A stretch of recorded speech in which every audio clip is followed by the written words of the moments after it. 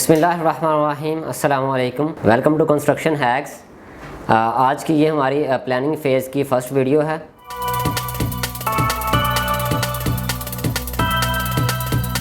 अपने घर को प्लान करने के लिए हमें दो चीज़ों की ज़रूरत होती है।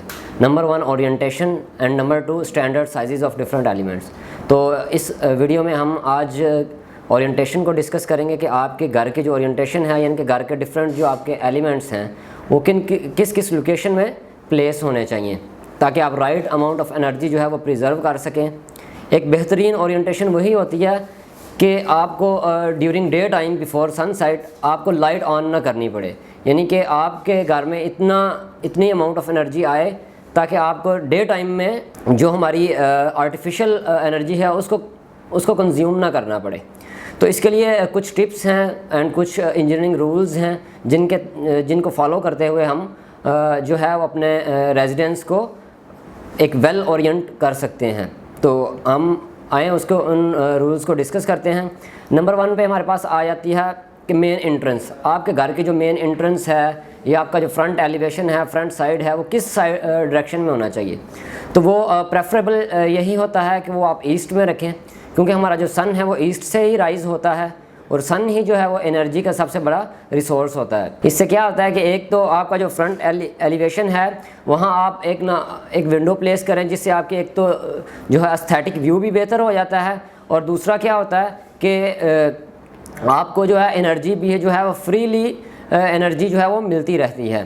तो हमारी जो एंट्रेंस है वो ईस्ट साइड में होनी चाहिए। लेकिन अगर आपके प्लॉट की डायरेक्शन इस तरीके से है कि आपका जो रोड है वो ईस्ट साइड पे नहीं है, आप जो है इसको अपने जो मेन एंट्रेंस है उसको आप ईस्ट पे नहीं दे सकते, तो फिर आपने क्या करना है कि फिर आपने ईस्ट साइड में एक बड़ी विंडो रखनी है या कोई ओपनिंग छोड़नी है, ताकि आपको जो है सनलाइट ईजीली मिल सके, सनलाइट रीचेबल हो सके आपके घर तक। सनलाइट जो होती है वो घर में ना सिर्फ रोशनी के लिए ही ज़रूरी होती है, बल्कि डिफरेंट टाइप्स के जो जर्म्स होते हैं, बैक्टीरियाज होते हैं, उनको मारने के लिए भी बहुत ज़रूरी होती है, जो के इफ़ेक्ट करते हैं, जो हाउस रेजिडेंट होते हैं उनकी सेहत पे जो इफ़ेक्ट करते हैं।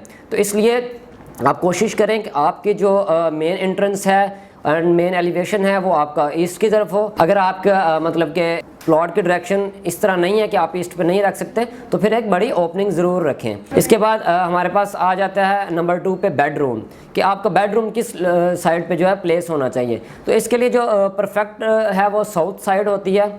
साउथ वेस्ट कॉर्नर जो है वो बेस्ट है, लेकिन अगर साउथ वेस्ट कॉर्नर पे आप नहीं प्लेस कर सकते, साउथ ईस्ट कॉर्नर पे भी कर सकते हैं, यानी कि साउथ वेस्ट या साउथ ईस्ट कॉर्नर्स में आप अपने बेडरूम को प्लेस कर सकते हैं। लेकिन according to engineering rules preferable south west corner ही होता है।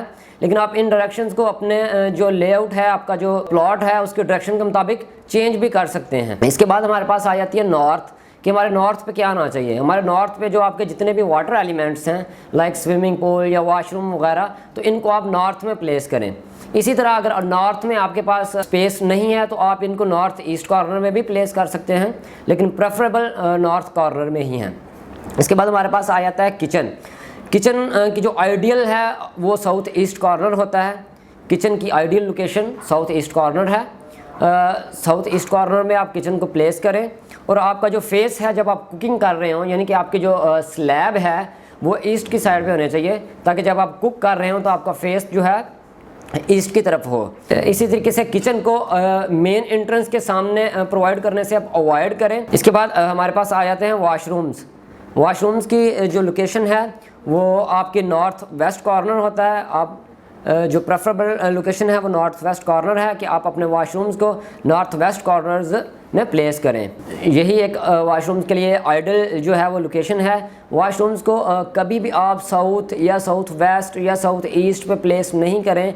इससे क्या होता है कि नेगेटिव इफेक्ट होता है जो रेजिडेंट्स हैं उनकी हेल्थ पे। इसके बाद आ जाती हैं स्टेयर्स प्रेफर यही होता है कि आप स्टेयर्स जो है वो गैराज में प्लेस करें, मेन एंट्रेंस के नियर प्लेस करें, ताकि अगर आपका कोई गेस्ट वगैरह आता है तो वो बाहर से ही आपको एक्सेस कर सके।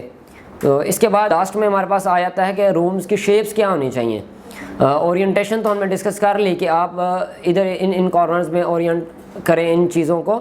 इसके बाद आ जाता है रूम शेप्स। तो आइडियली जो है वो यही होता है कि रूम्स को स्क्वायर रखें या रेक्टेंगुलर रखें, कभी भी आप एल शेप, टी शेप या ऑक्टागोनल ना रखें।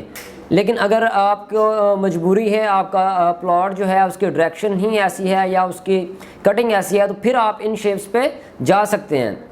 इसी तरीके से ये जो मैंने आपको डायरेक्शंस बताई हैं, ये कोई हार्ड एंड रूल्स नहीं हैं कि आपने यही रखनी है।